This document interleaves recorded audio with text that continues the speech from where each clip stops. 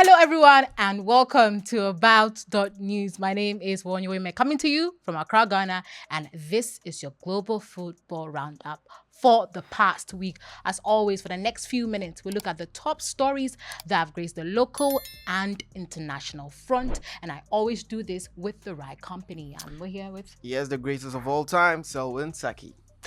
Well, quick reminder, new players on the official 1xBet platform get up to 300% bonus on their first deposit using the promo code ABOUTGH. New players on the 1xBet platform get up to 300% bonus on their very first deposit using our promo code ABOUTGH. Now, let's take a look at some of the stories that have graced the local and international front. As always, we begin with the Ghana Premier League, where Basake Holy Stars produced a determined performance to beat Asante Kotoko 2-1 in the outstanding Week 3 Ghana Premier League fixture.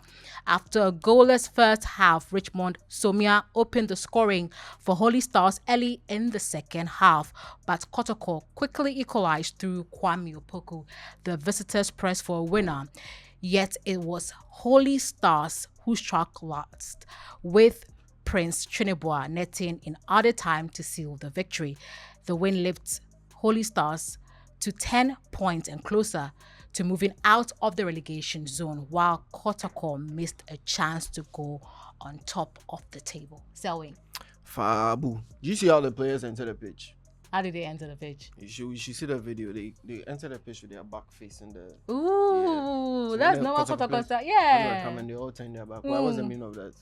I have no idea. We'll probably have to Does ask. that mean, okay, anyway, but they lost the game still. Yeah, that's a painful loss because they could have been head to head with the table leaders. But that performance by Basake Holy Stars, how did they manage to win? Well, very good performance from them. Being the underdogs and coming into this Yes. game and when I think it was a great performance. And Yeah. I'm still asking that question. If Kotoko winning a game was by entering the pitch with your back facing, then... But they keep doing that. It's not Did a they win this one-time one? thing. I mean, obviously they didn't win. They didn't win it, but They should have done that when they went to Morocco. Well, the interesting thing is they have played about 3 games in the past 10 days. That's excessive. Well, it's Premier League. If you're playing Premier League football, you need to be up and ready for every game. So it's part of their job. Wow. They love playing football. But kudos, they no longer have outstanding. They have cleared their fixtures. And so we'll move on to the government, right?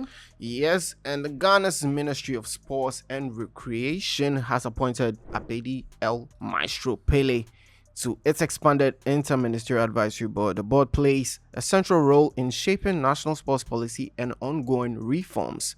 Pelé's appointment reflects the government's push to bring expert experience-based insights into the sector. His legacy as a football icon and his advocacy for accountability strengthen his value to the board. The appointment aligns with broader national reforms, including schools, sports development, and preparations for major competition. Its success, however, will rely on the overcoming bureaucratic obstacles and securing adequate funding for implementation. Yvonne, what do you think about this, though? Well, Abedi Pelé is such a figure, a huge figure in Ghana's football. But interestingly, in the last week, the Ministry of Sport and Recreation commissioned or launched 2 committees. Also, the first one was a 9-member committee. That's the advisory board that we just read. Abedi Pelé is a part of. He's also part of the committee, the inter-ministerial committee that oversees the planning and preparation of the Black Stars for the forthcoming World Cup in USA, Mexico, and Canada. Like we mentioned last week, we'll only wait to see what the committees will come up with and just how efficient and effective they would be. Yep. But on surface level, Abedi Pelé, good addition. Oh to yeah, the definitely. board. Yeah, He needs. He's been needed to be called upon long ago. Not even recently that he should be called upon these things. I think we all know who he is. We all know who Abedi Pelé. Ghana's last CAF player of the year. Yeah, exactly. So he needs to even be part of everything football in this country. But people are asking questions that we've seen these committees before. Nothing comes out. Do you think this is different?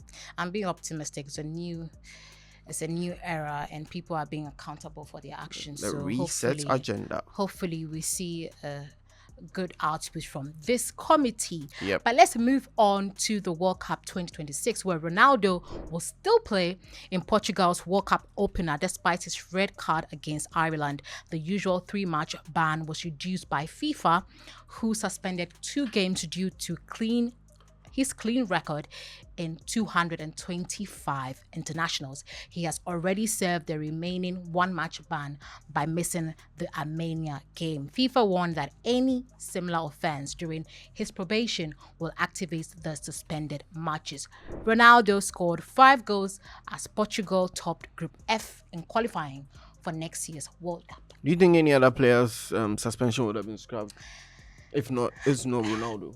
I think I don't want to dwell on the. You need Ronaldo at the World Cup. But yes, but then the committee, the independent committee that's chaired by someone from Saudi Arabia, says that Ronaldo has had a clean record, disciplinary record. And so, did you see that punch, the elbow he gave to the opponent in Ireland, the Irish team? It was a reaction to the player pulling his shirt. So it's allowed. Not that it's allowed. When you look at the context, it gives more explanations to why he did that. So he can be violent when someone. I mean, he's not the only player being fouled. He was not violent. Violent is such a huge word to describe that act, but he was not violent. So then, well, let's move on. Hansi Flick's team without a goal in Champions League for the first time. Barcelona lost 3-0 to Chelsea at Stamford Bridge, marking their second defeat of the Champions League this season and leaving them in a difficult position for the top 8 finish. The loss ended 53 game scoring streak across all competitions and a 24-game streak in the Champions League, while also recording Hansi Flick's heaviest European defeat as Barcelona coach. Playing much of the match with 10 men after Ronaldo Araujo's red card, the team struggled to recover as Chelsea dominated. The bridge. Esteval. Wow, that's a surprising result. But the Chelsea fans were optimistic that they could produce something like that at home. But Barcelona's team, they were the surprise team of that night. Yeah, we were shocked. They literally blanked. Yep. They didn't turn up at all. That's a painful loss for Hansi Flick.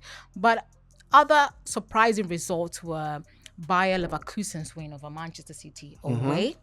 There was also on Wednesday Arsenal defeating Bayern Munich 3-1. Another big one.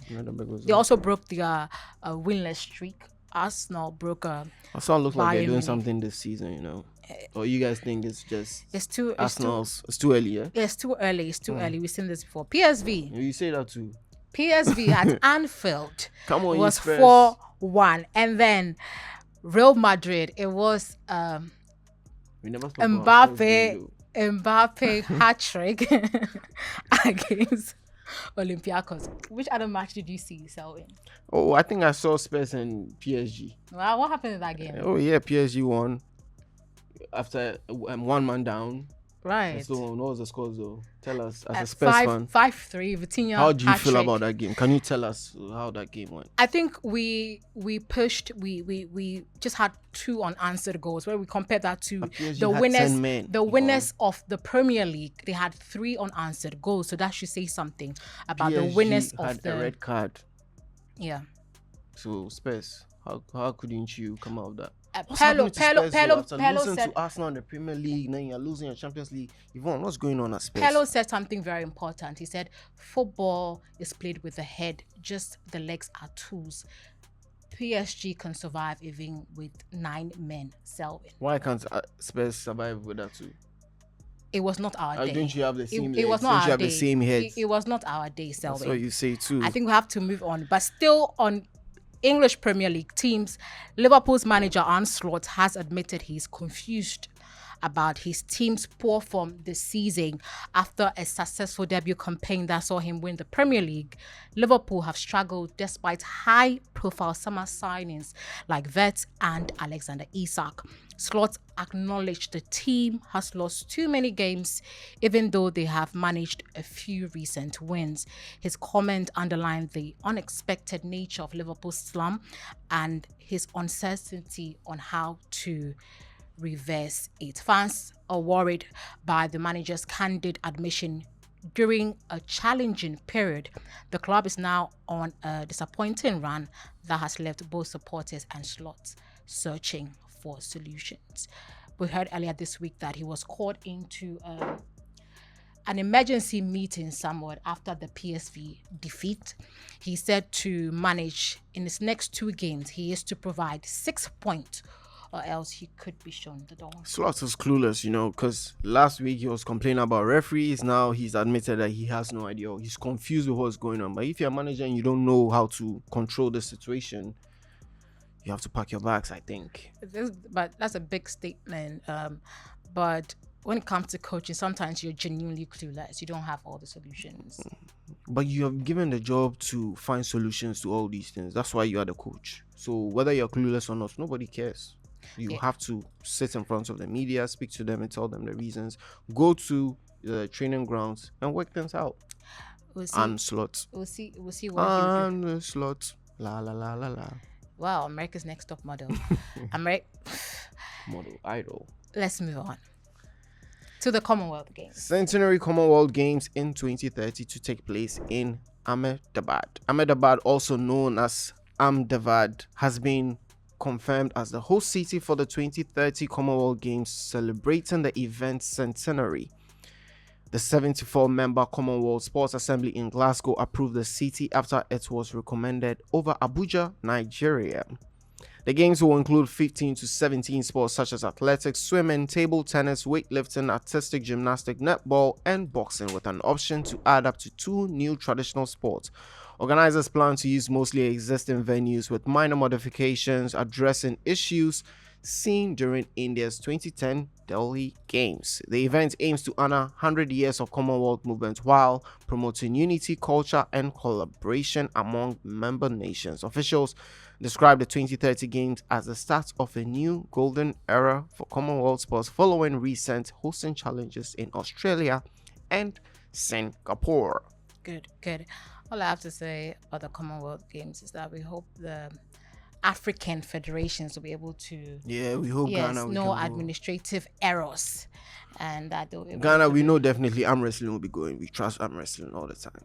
Well, yes. Let's see what happens in India, but women's sport Zeina Nassar made her professional debut in Pakistan wearing a hijab and full body covering with Roy Jones Jr. as her trainer. She's said to be the first high-profile woman to compete professionally in a hijab, marking a historic movement.